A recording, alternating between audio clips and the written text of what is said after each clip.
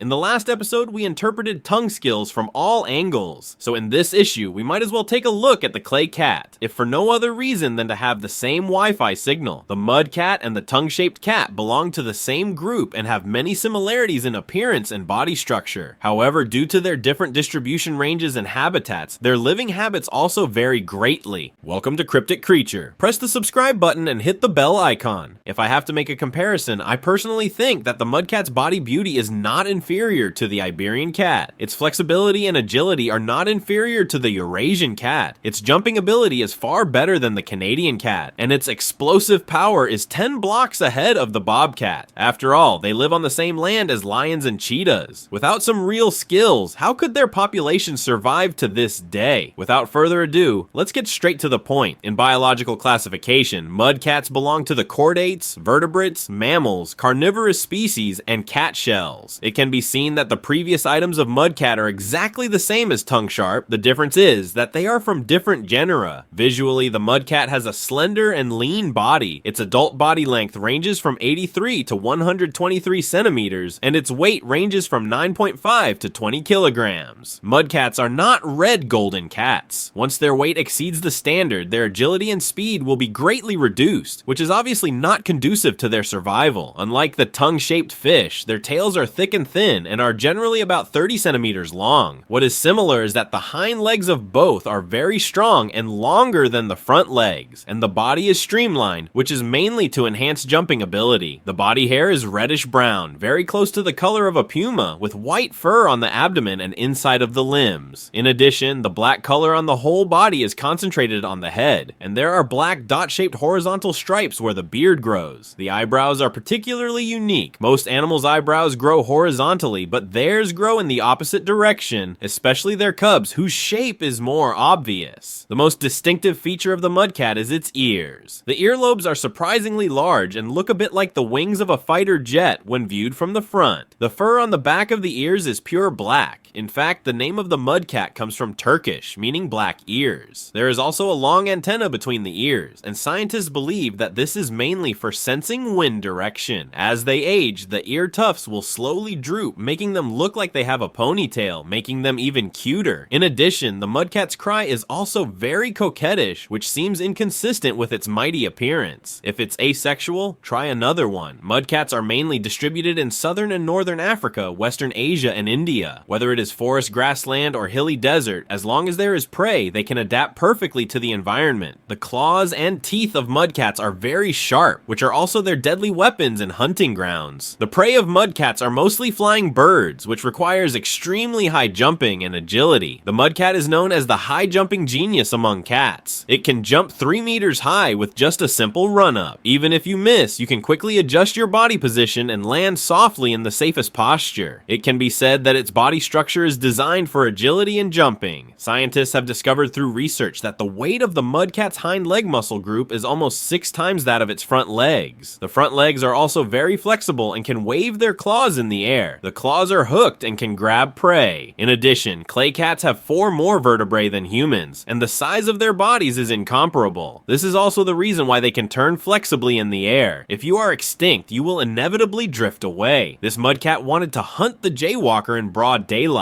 Birds live in groups on branches and grass and build their homes together. A giant nest can often weigh several tons. The nest entrance should always be facing downward to protect against rain, snakes, and mudcats. The golden cobra wanted to eat the baby birds, and the bird parents could only hide aside and watch. This is also the time to test their architectural achievements. You know what? Although these grass birds are small, they are quite smart. They choose to build their nests on goldenrod trees. The dense spikes are the first barrier against predators. The cobra climbs up to the nest using the drooping branches, uses its climbing ability to move to the bottom of the nest, and then devours the chicks as easily as taking something out of a bag. After eating, it freely falls onto the sand. The clay cat seemed to be inspired and followed suit by climbing onto the bird's nest, but there is no entrance on the roof and it cannot hang upside down due to its weight. Its saliva hit its taste buds and its eyes were filled with unwillingness. It decided to jump up and kill the adult bird on the spot. It is not until dusk, when the birds return to their nests, that the best time to hunt comes. Although it was successful, it was a bit difficult. After all, mudcats are best at moving forward forward and ambushing. Changing strategies might be able to achieve twice the result with half the effort. Almost all animals in a certain group are experts at moving forward, and mudcats are no exception, and may even be slightly better. The pads on its feet are very thick, and the kph fluctuates only between 0.3 and 1.0. By lowering the body and approaching slowly, the distance to the prey can be shortened to the greatest extent possible. Coupled with the powerful explosive power in a short period of time, it becomes easier to catch flying birds. However, not every raid will be successful. Sometimes it really depends on luck. This mudcat has pushed its forward moving technique to its limits, and its fur color blends in with the surrounding dead grass. As the saying goes, you can't eat hot tofu in a hurry. If you are just one step closer, you may succeed. It was not discouraged and continued to search for its target in the grass. There happened to be a turtle dove with its head buried in the air in the open space. The mudcat stared at its prey with its eyes wide open. It seemed very confident that it could catch the prey. It was too lazy to move forward and just rushed forward. The ability to stay in the air is simply amazing, but the mistake is that I can't keep my composure. Perhaps it did not expect to have two preys. If it had observed more carefully, it might have been able to catch something. When hunting, in addition to jumping and moving forward, mudcats have another auxiliary skill that helps them locate prey by sound in the dark. Humans have only 6 intra-auricular muscles, while cats have as many as 20. These muscle groups can work independently or together, allowing the ears to rotate freely and flexibly, and even allow the two ears to hear separately. A larger auricle can capture more sound waves, and the ear canal acts like a speaker to amplify the sound source. When hunting at night, hearing becomes the primary sense. If you are unlucky, let Brother Cat show you one. In the dark forest, the mudcat is searching for faint sounds. A group of sleeping guinea fowl lay in the grass. At first, the clay cat didn't notice them, but the crowing of a rooster exposed the location of the chicken coop. The mudcat approached cautiously and took advantage of the opportunity to launch a surprise attack. Before the guinea fowl could take off, it was pinned to the ground by the cat's paws. The clay cat simply dealt with the chicken feathers and began to enjoy the delicious food. I didn't expect that my second brother would suddenly come. They always come with their own BGM when they appear. The mudcat bared its fangs in protest. Faced with the hound's relentless pursuit, it had intended to hold its ground, but it backed down at the last moment. It slipped and jumped onto the tree. The hunting dog was still not satisfied and taunted it. The clay cat could only comfort himself that this guy was afraid even of lions, so there was nothing shameful in running away. And the hound is eating chicken tonight and looks very happy. In fact, mudcats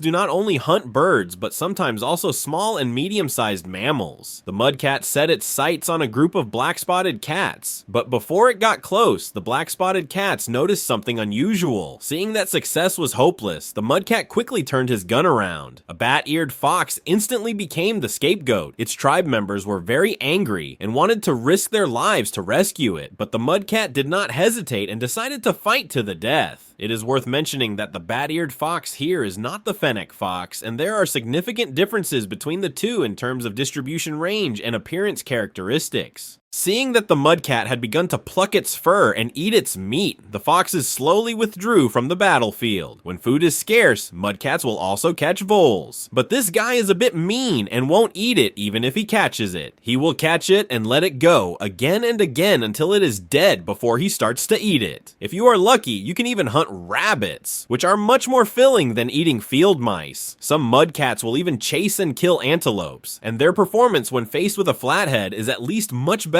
than that of a lion. Since the clay cat is so awesome, it is inevitable that people will take pictures of it. Finally, let's talk about something off topic and add some knowledge points. Originally, the mudcat was the only offspring of the cat family, but now the African golden cat has returned to its ancestral home. The African golden cat is of medium size, compact and strong, with a long tail that just reaches vertically behind the heels, round ears, and gray-black backs of the ears. Newly born kittens have fur on their ears, but this gradually disappears as they grow up. This is also considered a common feature between them and than mudcats. Early scholars believed that the African golden cat and the Asian golden cat looked similar, so they concluded that the two were closely related and classified them both into the genus Felis. However, new scientific evidence has revealed that the African golden cat is more distantly related to the Asian golden cat than to the mudcat. The UCN Cat Expert Group has made a new revision to the classification of cats based on the research results of genetic genetics and biological morphology in recent years, and published it in the 2017 Cat News special issue. This revision classified the African golden cat into the genus mudcat and the slender demon cat from the genus golden cat, listed as a single genus. On behalf of all primates, I would like to wish the mudcat family good luck and prosperity. Because the mudcat's graceful shape and noble temperament are so attractive, this has also given rise to illegal wildlife trade. In recent years, the black market price of clay cats has been driven up to tens of thousands of US dollars, but it still cannot stop the extreme desire of admirers. They may bring happiness and companionship to humans, but some owners raise mudcats the same way they raise domestic cats, and end up turning these beautiful cats into gas tanks, which is likely to cause a series of health problems for mudcats. Seeing this scene makes people sigh. The cat lung ants can still be free. If you really love them, please give them freedom.